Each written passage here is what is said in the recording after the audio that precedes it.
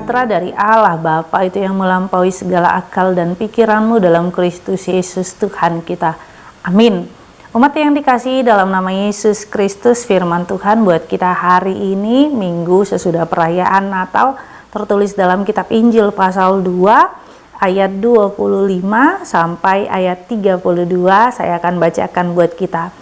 Ada di Yerusalem seorang bernama Simeon. Ia seorang yang benar dan saleh, yang menantikan penghiburan bagi Israel.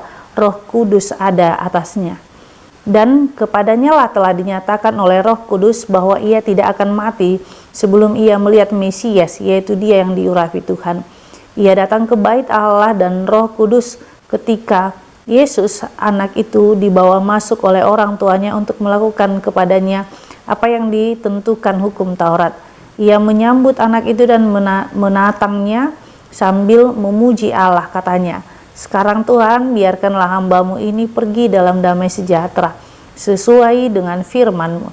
Sebab mataku telah melihat keselamatan yang daripada-Mu, yang telah Engkau sediakan di hadapan segala bangsa, yaitu terang yang menjadi penyataan bagi bangsa-bangsa lain, dan menjadi kemuliaan bagi umat-Mu Israel." Demikianlah firman Tuhan.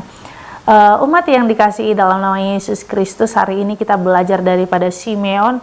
Simeon adalah saksi hidup di mana inkarnasi Allah menjadi manusia itu. Dia melihat bahwa Yesus itu adalah benar-benar bagian daripada Allah.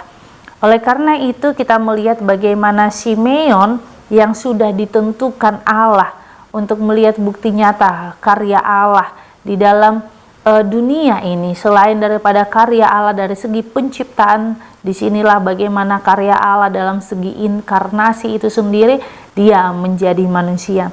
Simeon adalah orang yang sikap hidupnya benar atau yang disebut dengan dikaios, dan kemudian dia adalah orang yang saleh. Artinya kesalehan dan hidup yang benar yang diperoleh oleh Simeon ketika dia sangat hati-hati di dalam setiap langkah hidupnya. Karena apa? Segala sesuatu yang dia lakukan karena dia takut, hormat kepada Tuhan.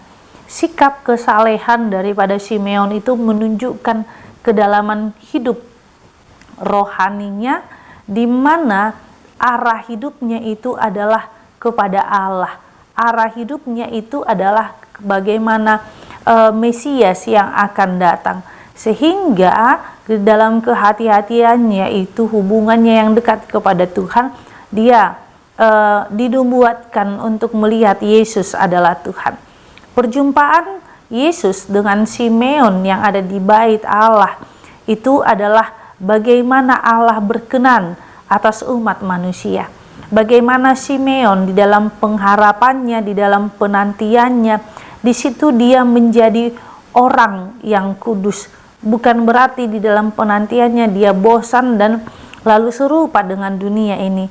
Dia menanti-nantikan Yesus, dan disitulah kita melihat bahwa Simeon tidak melakukan hal yang cemar di mata Tuhan. Tentu apa yang mau dikatakan kepada kita di dalam penanti-nantian kita akan bagaimana pengharapan, akan bagaimana jawaban doa kita. Disitulah sebenarnya keterbukaan hati kita untuk menjalin relasi kepada Tuhan. Di dalam pengharapan kita, disitulah proses pembaharuan hidup kita. Sehingga kita melihat bagaimana Simeon diberikan Allah Roh Kudus. Seperti itulah orang yang mengalami hidup bersama-sama dengan Tuhan akan memperoleh, yaitu Roh Allah sendiri, dan memperoleh yaitu keselamatan daripada Allah.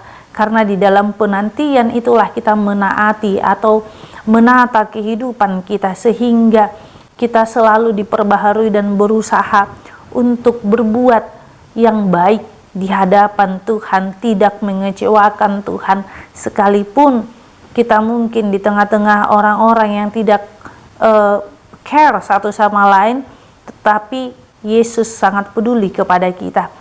Kita di tengah-tengah manusia yang mempunyai pengalaman rasa pahit, penderitaan, hidup yang tragis. Disinilah Tuhan mau katakan kepada kita bagaimana mereka melihat bahwa hubungan itu sendiri tidak menjadikan mereka menjauh daripada Allah, tetapi hubungan itu tetap memperbaharui mereka untuk dekat kepada Tuhan seperti Simeon ini.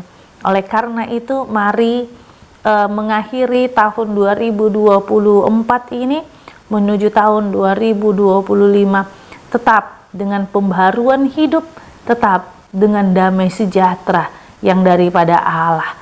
Amin. Kita bersatu dalam doa. Terima kasih Tuhan Yesus buat anugerah-Mu, buat cinta kasih-Mu. Bapa Surgawi, biarlah kami selalu setia kepadamu sama seperti Simeon, sehingga Bapa Engkau menganugerahkan Roh Kudus-Mu kepada kami. Ajar kami Tuhan untuk selalu kuat dan bijaksana dalam menjalani hari-hari kehidupan kami. Inilah doa kami dalam nama Yesus Kristus kami berdoa padamu. Amin. Anugerah Tuhan kita Yesus Kristus dan kasih Allah dan persekutuan Roh Kudus itulah yang menyertai kita. Amin.